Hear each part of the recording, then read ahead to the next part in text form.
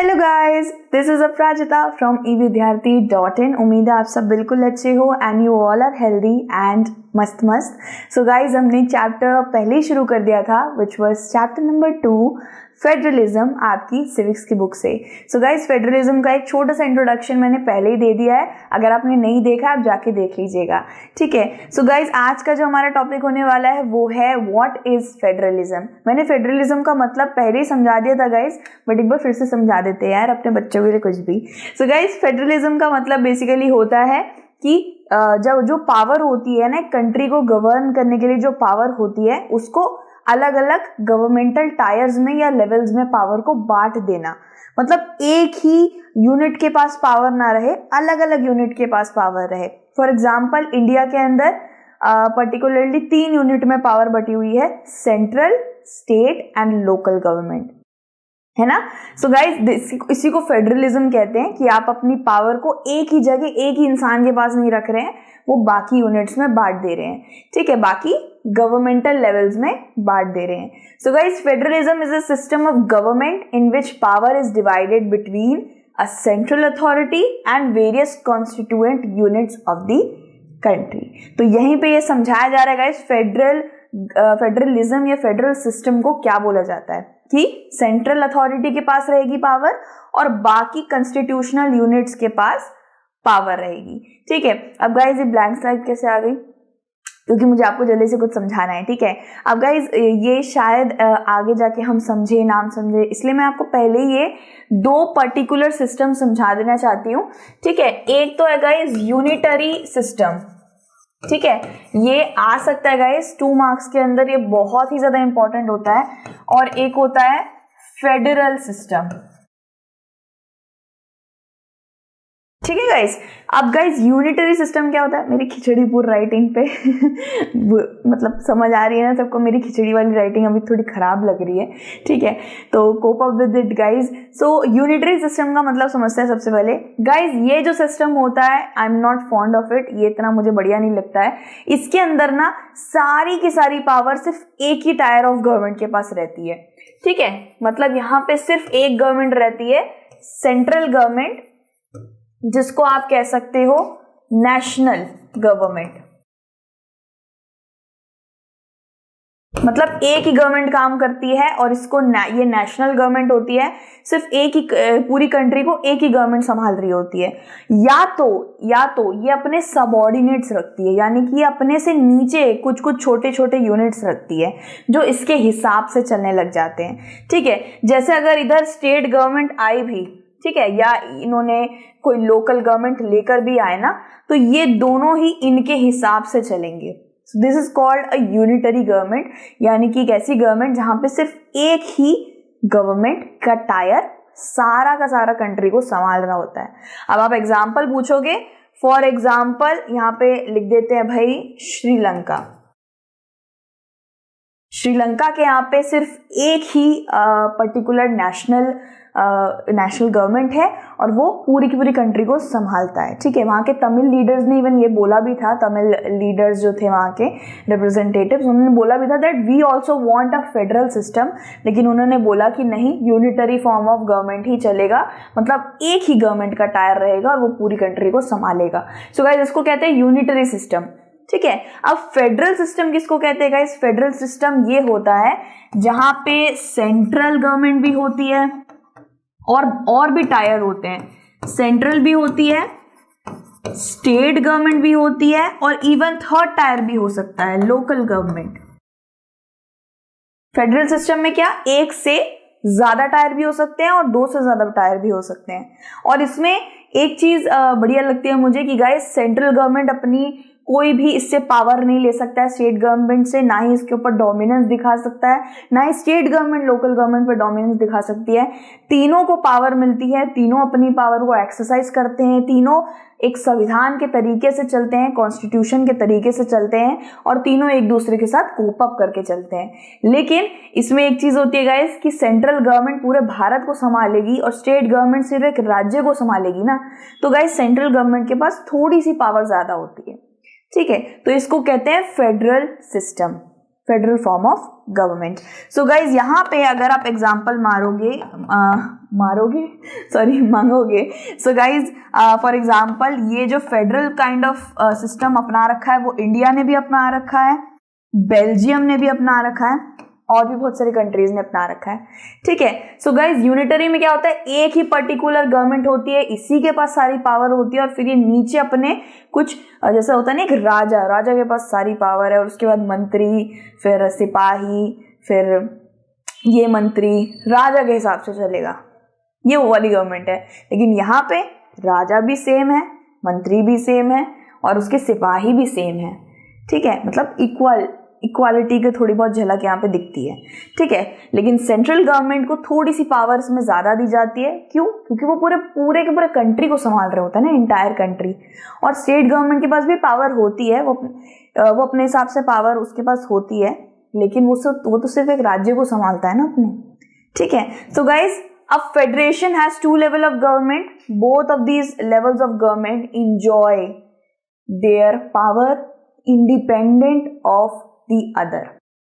So federal system में यही benefit है गाइस कि दोनों इंडिपेंडेंट रहेंगे, सेंट्रल भी स्टेट भी दोनों इंडिपेंडेंटली काम करेंगे, दोनों एक दूसरे के काम में कुछ खराबी नहीं करेंगे, और दोनों एक दूसरे पे डोमिनेंस नहीं कर सकते। अगर एक भी दूसरे पे हावी होगा तो उसके लिए भाई अलग से लॉज बने हुए हैं। अगर एक दूसरे के बीच में डिस्प्यूट होंगे, झगड़े होंगे, तो अलग से भाई लॉज बने हुए हैं उससे निपटने के लिए। ठीक है गाइज, सो फर्स्ट पॉइंट क्या है guys, one is the government for the entire country that is usually responsible for a few subject of common national interest. One government is for the entire country. किसकी बात हो रही है guys? Central government की बात हो रही है। ठीक है, पीएम मोदी जी के सिर्फ एक दिल्ली के लिए हैं या सिर्फ एक गुजरात के लिए काम करते हैं? नहीं, he works for the entire Bharat, है ना। एंड अगर हम बात करेंगे अरविंद केजरीवाल जी की, क्या वो पूरे भारत के लिए काम करते हैं? नहीं, वो सिर्फ दिल्ली को संभालते हैं। ठीक है, ये छोटा सा डिफरेंस बता दिया गाइज मैंने आपको। आप सोच रहे हो यार सेंट्रल गवर्नमेंट को क्यों पावर एक्स्ट्रा दे रहे हो, स्टेट के हिसाब से ही दो ना, उसको एक चॉकलेट मिल रही है तो उसको क्यों 2 मिल रही है। तो गाइज बात यही है कि वो पूरे के पूरे भारत को संभाल रहे हैं, भारत एक छोटा देश नहीं है, तो उनको थोड़ी पावर एक्स्ट्रा दे देनी चाहिए। ठीक है, लेकिन ऐसा कभी भी नहीं हुआ है इंडिया के हमारे आज तक के उसमें, कभी नहीं, रेयरली हुआ होगा, बट अभी तक हमें कभी नहीं दिखा कि सेंट्रल गवर्नमेंट सारी स्टेट गवर्नमेंट्स पे हावी होती है या उन पे डोमिनेंस दिखाती है। ऐसा आप कर ही नहीं सकते, कॉन्स्टिट्यूशन में ये बिल्कुल लाजिम नहीं है। अगर आप डोमिनेंस करने जाओगे ना स्टेट गवर्नमेंट्स पे, किसी भी स्टेट के गवर्नमेंट पे, तो उसके लिए अलग से कॉन्सिक्वेंसेस झेलने पड़ जाएंगे भाई उनको। ठीक है, अंजाम झेलना पड़ जाएगा। तो गाइज ये क्या करती है, सेंट्रल गवर्नमेंट की भी बात हो रही है, ये नेशनल इंटरेस्ट पे काम करती है, जैसे कि वॉर। ठीक है, जैसे वॉर हो गया, इमरजेंसी हो गई, जो बड़े बड़े खतरे होते हैं ना, मतलब देश पे आ गई बात भाई, ऐसे वाली चीजें, उसके लिए सेंट्रल गवर्नमेंट सबसे आगे रहती है। ठीक है, स्टेट इज लाइक, स्टेट तो अपना एक स्टेट संभाल रहा है, लेकिन नरेंद्र मोदी जी पूरा भारत संभाल रहे हैं, उसके स्टेट को भी संभाल रहे हैं, सारे स्टेट्स को संभाल रहे हैं, 29 स्टेट्स। ठीक है, so guys governments at the level of provincial और स्टेट। अब गाइज मैंने पिछले वाले टॉपिक में भी बताया था कि जहां पे भी ये वर्ड आए प्रोविंशियल, जहां पे भी ये वर्ड आए प्रोविंशियल और रीजनल, समझ जाना यहां इन दोनों को ही स्टेट गवर्नमेंट कहते हैं। ठीक है गाइस, प्रोविंशियल और रीजनल गवर्नमेंट दोनों को ही स्टेट गवर्नमेंट कहते हैं, हमारे भारत में स्टेट गवर्नमेंट कहते हैं। ठीक है, प्रोविंशियल और रीजनल वर्ड शायद दूसरे कंट्री में यूज करते होंगे, लेकिन हमारे यहाँ पे इसको आसान भाषा में स्टेट गवर्नमेंट कह देते हैं। ठीक है, और जहां पे आपको नेशनल गवर्नमेंट या यूनियन गवर्नमेंट जैसे शब्द आए, मतलब समझ जाना वहां पे सेंट्रल गवर्नमेंट की बात हो रही है। ठीक है, सो गाइज अब यहां पे बात कर रहे हैं हम लोग स्टेट गवर्नमेंट की, प्रोविंशियल और states that look after much of the day to day administration of their state. ठीक है, जैसे मैंने आपको बताया कि सेंट्रल गवर्नमेंट जो होती है ना, central government high national interest पे काम करती है, डिफेंस पे काम करती है, या वॉर की बात आ गई, या भारत को कोई कुछ कह रहा है, फॉरेन अफेयर्स, आपने देखा होगा नरेंद्र मोदी जी कितना ज़्यादा बाहर जाते हैं, वो कितना मंत्रियों से मिल रहे होते हैं, फॉरेन बॉन्ड्स को अच्छा कर रहे हैं, ये सब चीज़ें आपने देखी होगी बहुत ज़्यादा। सो सेंट्रल गवर्नमेंट के काफ़ी भारी भारी काम होते हैं, लेकिन डे टू डे काम नहीं होते हैं। जैसे पूरे साल में वॉर की बात थोड़ी ना होती रहती है कि युद्ध हो रहा है युद्ध हो रहा है, वो कभी कभार ऐसी घंटी बजती है भाई, अलर्ट की घंटी, वो सेंट्रल गवर्नमेंट देखती है, ठीक है, क्योंकि डिफेंस मिनिस्ट्री सेंट्रल गवर्नमेंट के अंडर आती है। राजनाथ सिंह जी डिफेंस मिनिस्टर हैं, वो सेंट्रल गवर्नमेंट के अंडर आते हैं, ठीक है। स्टेट गवर्नमेंट की बात करी जाए तो स्टेट, कितने स्टेट है भारत में? 29 स्टेट्स है। अब हर 29 स्टेट में एक एक स्टेट गवर्नमेंट रहती है, लेकिन सेंट्रल गवर्नमेंट सिर्फ एक है, ठीक है। सो गाइस, दिल्ली की बात कर लेते हैं। मेरे को दिल्ली से कोई दुश्मनी नहीं, मैं खुद दिल्ली की हूँ यार लेकिन मुझे मजा आता है, मैं ना दिल्ली को एग्जाम्पल लेना ज्यादा प्रेफर करती हूँ, ठीक है। गुजरात है, उत्तराखंड है, हिमाचल है, बहुत सारे स्टेट्स हैं, बट मैं दिल्ली को थोड़ा पास मानती हूँ, इसलिए दिल्ली ले लेते हैं, ठीक है। सो गाइज, दिल्ली की बात करते हैं। दिल्ली में भी एक स्टेट गवर्नमेंट है, आप जानते हैं अरविंद केजरीवाल जी की गवर्नमेंट है, ठीक है। सो गाइज, 29 स्टेट्स हैं, 29 स्टेट गवर्नमेंट है, सेंट्रल गवर्नमेंट सिर्फ एक होती है, ठीक है। लेकिन आजकल आप देख रहे हो भारत के अंदर एक लोकल गवर्नमेंट थर्ड टायर भी आ गया है, विच इज लोकल गवर्नमेंट। ये बहुत अच्छी बात है कि पावर शेयर हो रही है। ये लोकल गवर्नमेंट को कहाँ से पावर मिली भाई? ये स्टेट गवर्नमेंट की थोड़ी सी पावर लोकल गवर्नमेंट को दे दी है। समझ लो स्टेट गवर्नमेंट का 3 करोड़ का बजट है, तो 3 करोड़ में से 50 लाख रुपए लोकल गवर्नमेंट को दे दिए, थोड़ी बहुत पावर लोकल गवर्नमेंट को भी दे दी गई है, ठीक है। बेसिकली हर जगह ये 2 मेजर टायर्स ही रहते हैं, लेकिन भारत में लोकल गवर्नमेंट का टायर भी आ गया है, ठीक है गाइस। सो यहाँ पे पढ़ते हैं फीचर्स ऑफ फेडरलिज्म। अब ये बहुत ही ज्यादा इंपॉर्टेंट है भाई, ठीक है भाई।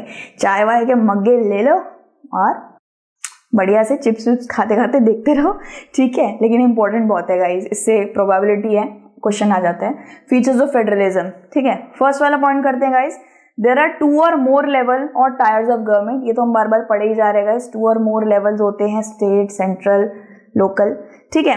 ये हमने पढ़ लिया है। सबसे पहला फीचर ये हो गया, ठीक है। दूसरा क्या है guys, different tyres of government govern the same citizen but each tyre has its own jurisdiction in specific matter of legislation. Guys इसमें क्या बताया गया है कि ये ईच टायर जो है ना, सेंट्रल, स्टेट, लोकल, कितने भी टायर हैं, इनके पास पावर सेम नहीं होती है, ठीक है। पावर इनके पास सेम नहीं होती है, सेंट्रल को थोड़ी ज्यादा पावर होती है, मैंने पहले ही बता दिया था। लेकिन जो सर्व करते हैं ना ये जिसको, वो इंसान सेम होता है, हम जनता, ठीक है, आम जनता। तो सेंट्रल गवर्नमेंट हो, चाहे स्टेट गवर्नमेंट हो, चाहे लोकल गवर्नमेंट हो, कितनी भी टायर बना दीजिए गवर्नमेंट के, वो चलती तो सिर्फ आम जनता के लिए है, वो काम भी आम जनता के लिए करती है, ठीक है। सेम सिटीजन को ही ये सर्व करते हैं, okay. So the common people जो हैं ये हम लोगों के लिए काम करते हैं, ठीक है। एक चीज तो ये हो गई, but each tyre has its own jurisdiction, ठीक है। सब टायर्स के पास अपनी ओन लिमिट है, अपनी ओन पावर है, अपना ओन अलग तरीका है काम करने का। अब दोस्तों ये अपने हिसाब से काम नहीं करते हैं, ये लोग कॉन्स्टिट्यूशन के हिसाब से काम करते हैं।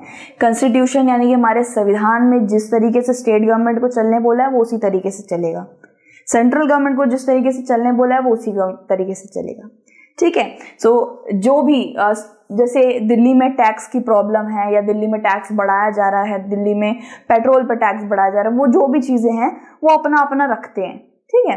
एडमिनिस्ट्रेशन, जैसे भी प्रशासन चलाना है, जैसे भी कोई चीज चलानी है, खाने वाने, अच्छा दूध के पैकेट में 3 रुपए ज्यादा करिए, ये सारी चीजें ये अपने हिसाब से करते हैं। लेकिन सलाह मशवरा, पहले बता देना, परमिशन लेना, जज से परमिशन लेना, बहुत सारी चीजें होती हैं भाई, वो भी इनको करनी पड़ती है। अपने हिसाब से लोग कुछ नहीं कर सकते हैं गाइज, ये संविधान के हिसाब से चलते हैं, ठीक है। लेकिन इनकी सब अपना अपना लिखा हुआ होता है, ठीक है। बिल्कुल ऐसी बात है कि अपना पेपर करो मैम आगे कहती है ना अपना पेपर करो, उसके पेपर में मत झाको। तो बिल्कुल ऐसी बात है कि अपना अपना करो, तुम्हारा जो जो लिख रखा है संविधान में वो चीजें तुम करो और वो तुम करो, एक दूसरे में दखल अंदाजी मत दो भाई, ठीक है। तो the jurisdictions of the respective levels or tiers of government, jurisdiction मतलब एक तरीके से हदें हो गई, ठीक है। Respective levels or tiers of government are specified in the constitution. वही मैंने आपको बता दिया गाइस कि अपने हिसाब से कुछ भी नहीं करते हैं, कॉन्स्टिट्यूशन में जो लिखा हुआ है उसी के हिसाब से चलते हैं। ठीक है, अब क्या गाइस, ये सारे फीचर्स हैं, ये आप लिख सकते हो आराम से कम 2 से 3 मार्क में आ सकता है, तो ये सब लिख सकते हो। ठीक है, so the existence and authority of each tyre of government is constitutionally guaranteed. तो यहाँ पे क्या बता रखा है, जितने भी टायर है गवर्नमेंट के, सेंट्रल, स्टेट, लोकल, जितने भी टायर बना रखे हैं गवर्नमेंट के, वो कॉन्स्टिट्यूशनली गारंटीड है। मतलब कॉन्स्टिट्यूशन में, संविधान में लिखा गया उनके बारे में कि एक नया टायर ला रहे हैं, ये स्टेट गवर्नमेंट बना है, वगैरह वगैरह। और जितने भी रूल रेगुलेशन कॉन्स्टिट्यूशन में हमारे संविधान में लिखे हुए हैं, उनको उनके हिसाब से चलना पड़ेगा। ठीक है, फिर फोर्थ वाला क्या है guys, the fundamental provision of the constitution can not be unilaterally changed by one level of government. इसका क्या मतलब है गाइस, यूनिलैटरली का मतलब समझते हैं, भारी शब्दों में परेशान करा भाई, इसका मतलब सबसे पहले समझते हैं। इसका मतलब है कि एक ही पर्सन, एक ही ग्रुप या एक ही टायर ऑफ गवर्नमेंट ऐसे डिसीजन नहीं ले सकता। कोई भी डिसीजन लिया जाएगा, लेकिन छोटे मोटे नहीं, कोई भी अलग से आप अपने लिमिट के दायरे से बाहर जाके कोई डिसीजन लेने वाले हैं ना, उसके लिए आपको कंसेंट लेना जरूरी है, कंसेंट लेना पड़ेगा बाकी गवर्नमेंट से भी। समझ लीजिए सेंट्रल गवर्नमेंट वॉर डिक्लेयर करने जा रहा है, भगवान कभी ना हो, सेंट्रल गवर्नमेंट वॉर डिक्लेयर करने जा रहा है, तो उसको सलाह मशवरा कंसेंट स्टेट गवर्नमेंट से भी करना पड़ेगा। क्योंकि गाइस जब युद्ध होता है ना, वो सारे राज्यों को भी ले जाता है, ले डूबता है, ये बात तो बिल्कुल सही है, तो उसको सबसे सलाह मशवरा करना पड़ेगा। ठीक है, बिल्कुल भाई भाई की तरह चलना पड़ता है कि अच्छा मैं ये कर रहा हूँ, तुझे बता देता हूँ, तुझे सही लग रहा है तो भाई रजामंदी दे दे। ठीक है, सो गाइज ये कुछ भी यूनिलैटरली नहीं कर सकते, मतलब अकेले एक गवर्नमेंट डिसीजन नहीं ले सकता है। छोटे मोटे डिसीजंस की बात नहीं कर रही हूँ गाइस, कुछ ऐसा जो बहुत ज्यादा भयंकर हो, प्रलय ला दे, ठीक है, अपनी हदों से बाहर जाके वो कुछ ऐसा डिसीजन ले रहे हैं, तो उनको बाकियों की रजामंदी भी जरूरी है। ठीक है, such changes requires the consent of both the level of governments. So अगर कोई सेंट्रल गवर्नमेंट अगर कुछ लेकर आ रही है, तो उसको स्टेट गवर्नमेंट या लोकल गवर्नमेंट से भी कंसेंट लेना पड़ेगा। ठीक है, ये जरूर है वहां पे। 5th नंबर पे क्या है guys, courts have the power to interpret the constitution and the power of the different levels of government. आप सोच रहे हो सेंट्रल के पास अपनी पावर, स्टेट के पास अपनी पावर है, तो इनमें झगड़ा थोड़ी बहुत होती है क्या? कभी कभार थोड़े बहुत डिस्प्यूट होते होंगे, कभी कभार कोई ये लोग एक दूसरे के काम में अड़ंगा डालते होंगे, या फिर कभी कभार ये बहुत ज्यादा एक्स्ट्रा कुछ अपनी हदों से बाहर निकल के कुछ कर देते होंगे।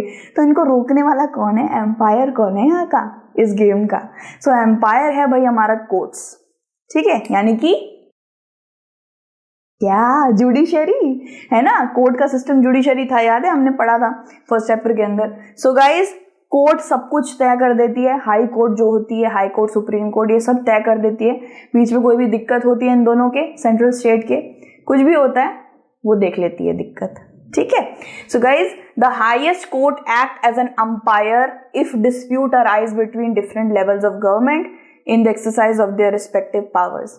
बिल्कुल ऐसी बात है जैसे दो क्रिकेट की टीम खेलती है और उनमें भाई नो बॉल नहीं है, मैं आउट नहीं हूँ, तो भाई अंपायर बुलाओ, जो बोलेंगे भाई मानेंगे। एम्पायर बोलेगा ठीक है, नो बॉल नो आउट, हो गया। ठीक है भाई, हमको क्रिकेट के बारे में ज्यादा पता नहीं है, ठीक है, मेरे को तो भाई क्रिकेट खिलाता भी नहीं था, क्योंकि मैं बॉल उड़ा देती थी और वो टिक टिक खेलता था।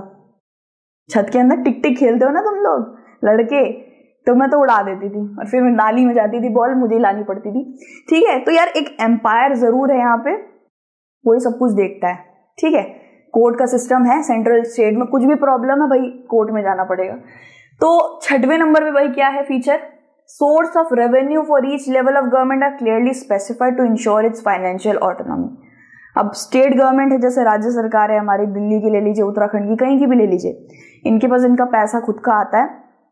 ठीक है, हमारे टैक्स से ही आता है, तो जाहिर सी बात है हम टैक्स देते हैं तभी तो वो पैसा सरकार के पास जाता है चलाने के लिए राज्य। तो गाइज स्पेसिफाइड हो रखा होता है। ठीक है, अगर पर्टिकुलरली स्टेट गवर्नमेंट को 5 करोड़ देने हैं, तो वो संविधान में लिखा हुआ जितना देना है उतना ही मिलता है, और जितना सेंट्रल को लिखा हुआ है वो उतना ही मिलता है। ठीक है, एकदम इंश्योर करके इनको मिलता है, ना ही कम ना ही ज्यादा। ठीक है, 7th वाले पे क्या है गाइज, द फेडरल, मतलब इसका मतलब ये है कि दोनों को ही अपने हिसाब से इनको पैसा दे दिया जाता है, फाइनेंशियल इनको बढ़िया मिलता है। 7th क्या है गाइस, द फेडरल सिस्टम दस हैज डुअल ऑब्जेक्टिव। अब एक दो नहीं, डुअल बोला है ना, दो चीजें ऐसी हैं गाइस, ये दोनों को माननी पड़ती है, दोनों को, शातिर नहीं बनने का, दोनों को मानना पड़ेगा। ठीक है, अब देखते हैं वो क्या है। दो ऑब्जेक्टिव ऐसे कौन से हैं, to safeguard and promote unity of the country. ये पहला ऑब्जेक्टिव हो गया कि आप दोनों ही, स्टेट भैया सेंट्रल भैया, आप दोनों ही कंट्री के प्रोटेक्शन करेंगे, कंट्री को सेफगार्ड करेंगे, कंट्री की शांति भंग नहीं करेंगे, कंट्री हमारा जो भारत है उसको यूनिटी में लाने की कोशिश करेंगे, कुछ भी भंगा भुंगी नहीं करेंगे। ठीक है, ये तो फर्स्ट ऑब्जेक्टिव हो गया। सेकेंड ऑब्जेक्टिव क्या है, while at the same time accommodates regional diversity. दूसरा डुअल ऑब्जेक्ट ये है कि हमारा भारत महान तो है, यूनिक भी है, डाइवर्स भी है, बहुत से रिलीजन इसमें पनपते हैं, बहुत से कास्ट है, बहुत से लैंग्वेज है, पहनावा, कल्चर, बहुत डाइवर्स है यार भारत, सीरियसली। तो इसकी डाइवर्सिटी थोड़ी सी भी भंग ना हो, इसको आप साथ ले लेके चलो, ये आपका काम है। ठीक है, first is to promote and safeguard the unity of the country, second is accommodates diversity. Accommodate का मतलब क्या होता है गाइस, अरेंज करके रखना, संभाल के, सेटल करके रखना। आप इसकी डाइवर्सिटी को भंग नहीं करोगे। ये दो ऑब्जेक्टिव होते हैं जो सेंट्रल, स्टेट, कितने भी टायर हो सबको मानना पड़ेगा। ठीक है, इसके बाद क्या है, therefore two aspects are crucial for the institution and practice of the federation. ये दोनों ही, इन दोनों को मान के चलना पड़ेगा भाई। ठीक है, इसके बाद क्या guys, government at different level should agree to the same rules of the power sharing. दोनों, सेंट्रल और स्टेट, दोनों को रूल्स मान के चलने पड़ेंगे, कोई रूल भंग नहीं करेगा, कोई बदतमीजी नहीं करेगा। ठीक है, और पावर शेयरिंग करके चलती रहनी है। मतलब कैसे, कोई एक दूसरे के टांग में अड़ंगा नहीं डालना है, एक दूसरे के साथ रहना है, इंडिपेंडेंट हो आप, इंडिपेंडेंट बॉडी हो, आपको आपका काम दे दिया गया, आप वो करो। आपको बोला है बर्तन मांजना है, आपको बोला चाय बनाना है, तू क्या कर रहा है, तेरे बर्तन गिरा दूं, तेरे चाय में नमक डाल दूं, ये नहीं करना। ठीक है, तो दोनों को अपना काम करना है, लेकिन एक साथ रह के करना है। तेरे बर्तन धोने में हेल्प करवा दूं, तू चाय पिएगा, तेरे भी चाय बना देता हूं। दिस इज ब्रदरहुड चाहिए भाई। ठीक है, they should also trust each other. They should कह रही हूँ भाई, शुड निकल रहा है। They should trust each other, और एक दूसरे के ऊपर ट्रस्ट रहना चाहिए, एक दूसरे को प्यार से साथ साथ रह के चलना है। किसको, सेंट्रल और स्टेट भैया को। ठीक है, an ideal federal system has both aspect. अब एक फेडरल सिस्टम में ना दो टायर हम तब से गवर्नमेंट के पड़े जा रहे हैं ना, ये दोनों के दोनों को म्यूचुअल ट्रस्ट जरूर रखना पड़ेगा एक दूसरे पे, यानी कि ट्रस्ट से चलना है, कभी कोई झगड़ा होगा ही नहीं, कभी कोर्ट के दरवाजे खटखटाने पड़ेंगे ही नहीं। And agreement to live together, कुछ भी काम होगा भाई बंधुओं के साथ रहना, मतलब भाई बंधुओं के जैसे रहना पड़ेगा। ठीक है, this is it. And kinds of federation क्या होते हैं, the first route involves independent state coming together on their own to form a bigger unit. Guys, ये काइंड ऑफ फेडरेशन क्या होती है, ये जो हम फेडरेशन पढ़ रहे हैं ना, इसको कहते हैं कमिंग टुगेदर फेडरेशन। ये मतलब मैं ठप्पा कहाँ लगाऊं, मेरे को ये बताओ। ये आ सकता है भाई, ठीक है, एग्जाम में आ सकता है, इसको अब अच्छे से पढ़ते हैं हम लोग। क्या है भाई ये, कि ना बहुत से ऐसी कंट्रीज होती हैं, बहुत से ऐसे वो होते हैं, नेशंस होते हैं जो ना, जिनमें बहुत सारे स्टेट्स होते हैं, और वो स्टेट्स ना एक दूसरे से बात करते हैं, कहते हैं कि हम ना एक साथ आ जाते हैं, एक साथ आके एक बड़ा यूनिट बना के। बिल्कुल ऐसी बात है गाइस कि मैं एक लकड़ी को आराम से तोड़ दूंगी, लेकिन अगर मैं बंच ऑफ लकड़ी मुझे दी जाए तो मैं तोड़ नहीं पाऊंगी उसे। तो इनकी यही सोच है गाइस कि सारे के सारे स्टेट ना एक हो जाते हैं, एक होके एक बड़ा यूनिट बना लेते हैं। मतलब दिल्ली, उत्तर प्रदेश, गुजरात, महाराष्ट्र, हम चार के चार भाई हैं, हमें कोई अलग नहीं कर सकता, बिल्कुल ऐसी बात है। ठीक है, तो ये जो मॉडल है ना कमिंग टुगेदर फेडरेशन का, ये सारी कंट्रीज ने नहीं अपना रखा, ये कुछ ही कंट्रीज ने अपना रखा है। ठीक है, क्या बोला है यहाँ पे, बहुत सी ऐसी इंडिपेंडेंट स्टेट्स होती है गाइस जो एक दूसरे के साथ एक हो जाती हैं, फिर वो बड़ा सा यूनिट बना लेती है। जैसे ये रहा दिल्ली, ये रहा महाराष्ट्र, ये रहा गुजरात, ये रहा छत्तीसगढ़। तो इतना बड़ा बिगर यूनिट, ऐसे करके कुछ करते हैं, इनकी ऐसी सोच है। So that bye pooling sovereignty and retaining identity they can increase their security. तो क्या होता है गाइस कि बिल्कुल ऐसी बात है कि मेरे साथ महाराष्ट्र भी है, मेरे साथ ये भी है, वो भी है, तो हमारी सिक्योरिटी बढ़ेगी। कोई भी दिक्कत होगी तो हम ढाल की तरह खड़े रहेंगे, बहुत सारे स्टेट हमारे साथ है तो हम एक बिगर यूनिट बना रहे हैं, ठीक है। सो गाइज इसको कहते हैं कमिंग टुगेदर फेडरेशन। और ये कहाँ कहाँ पे है भाई, ये आपका यूएसए में दिख जाएगा आपको। यूएसए के बहुत से स्टेट्स हैं गाइज जो एक साथ मिलके एक बहुत बड़ा यूनिट बना के बैठे हैं, ठीक है। यूएसए हो गया, स्विट्जरलैंड हो गया और ऑस्ट्रेलिया हो गया, मतलब हाथ मिला के बैठे हैं। तो जब इतने सारे स्टेट्स एक हो जाते हैं ना गाइस, तो उनको उनके ऊपर हमला करने से पहले बहुत बार सोचा जाता है, उनकी सिक्योरिटी बढ़ जाती है ना, सारे स्टेट आ गए साथ में, ठीक है। तो इतने सारे स्टेट आ जाते हैं तो बहुत ज्यादा ताकत बढ़ जाती है उनकी, ठीक है। सो गाइज यूएसए हो गया, स्विट्जरलैंड हो गया, ऑस्ट्रेलिया इस मॉडल को अपनाते हैं कमिंग टुगेदर फेडरेशन, ठीक है। Many independent states come together to form a bigger unit is called coming together federation.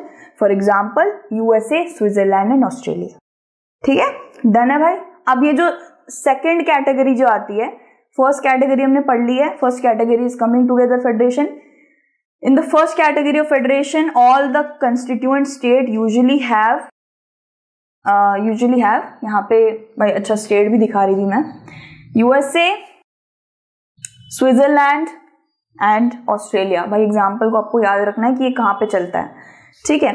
Power and strong wise the federal government. तो यहाँ पे ये बिगर यूनिट इसलिए बनाते हैं जिससे ये बहुत ज्यादा स्ट्रॉन्ग हो जाए, ठीक है। बिल्कुल ऐसी बात है गाइस, जैसे ये ले लो, ये दिल्ली है, ये यूपी है, ये गुजरात है। अब दिल्ली को अकेला निशाना साधेंगे तो उसकी वो मतलब ऐसा सा लगेगा, दो बंदूकें हैं दिल्ली के पास, इसके पास 4 है, इसके पास 6 है। अब दो को उड़ाने में तो बड़ा आसानी होगा ना। सोचो ये तीनों एक हो जाए तो हुआ ना स्ट्रॉन्ग, है ना। तो इनका ये एक माइंडोलॉजी है, ठीक है। तो सेकंड रूट जो है, सेकंड कैटेगरी जो है वो है is where a large country decides to divide its power between the constituent states and the national government, ठीक है। इंडिया, स्पेन एंड बेल्जियम ने ये मॉडल अपना रखा है, इसको कहते हैं गाइस होल्डिंग टुगेदर फेडरेशन। यहाँ पे क्या होता है गाइस, यहाँ पे सेंट्रल गवर्नमेंट रहती है प्लस स्टेट गवर्नमेंट भी रहती है, ठीक है। स्टेट्स यहाँ पे जितने भी हैं कोई बिगर यूनिट में नहीं आते हैं, कोई एक साथ नहीं हो जाते, ये सब अपना अकेले अकेले जुट बन के रहते हैं। मैं दिल्ली हूँ, मैं यूपी हूँ, मैं गुजरात हूँ, मैं फ्रेंड से बाहर जा रही हूँ। तो गाइज इस तरीके से ये ऐसा कुछ नहीं मानते हैं कि दिल्ली, यूपी, राजस्थान ये सब एक हो जाते हैं वगैरह, they like their own identity, ठीक है। सो यहाँ पे क्या है, सेंट्रल गवर्नमेंट भी रहता है और हर एक स्टेट अपना एक स्टेट गवर्नमेंट बनाता है, तो इनको किसी के साथ रहने का मन नहीं करता है, ठीक है। उनको अपना खुद का एक आइडेंटिटी अच्छी लगती है। तो ये जो मॉडल है ना, ये किसने अपना रखा है, ये इंडिया ने अपना रखा है, स्पेन ने अपना रखा है और बेल्जियम ने अपना रखा है, ठीक है। सो गाइज इंडिया हो गया, स्पेन हो गया एंड बेल्जियम, ये मॉडल तीनों ने अपना रखे हैं, ठीक है।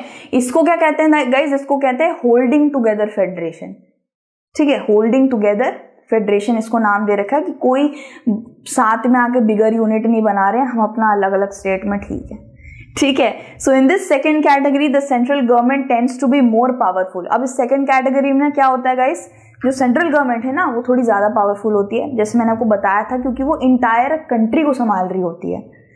पीएम मोदी जो है वो पूरी इंटायर कंट्री को संभाल रहे हैं, वो सिर्फ एक या 2 स्टेट को नहीं संभाल रहे हैं।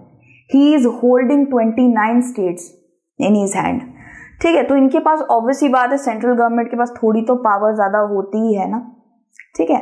सो गाइज सेंट्रल गवर्नमेंट के पास भले ही थोड़ी पावर ज्यादा होती है, लेकिन वो कभी भी ऐसे डोमिनेंस नहीं दिखाता है स्टेट गवर्नमेंट पे, किसी भी स्टेट गवर्नमेंट पे कभी ऐसा नहीं होता है, ठीक है। So very often different constituent units of the federation have unequal power. ऐसा बहुत कम होता है गाइज कि हमारे जो 29 स्टेट्स हैं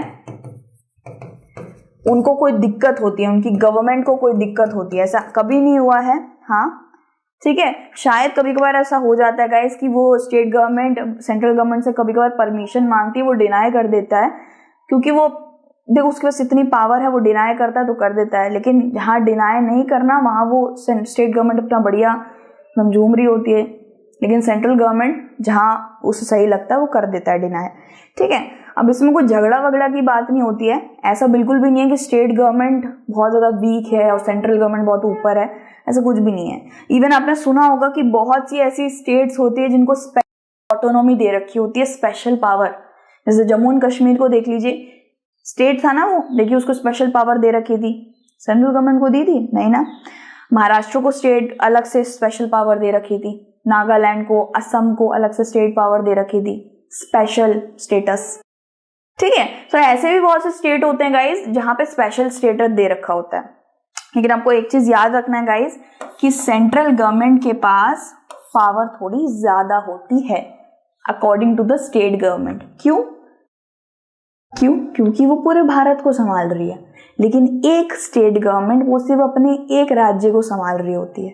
और आपको एक चीज याद रखनी है कि there are 29 state governments, 29, and there is only one government which is central government. Central government सिर्फ एक है और स्टेट गवर्नमेंट 29 है, ठीक है।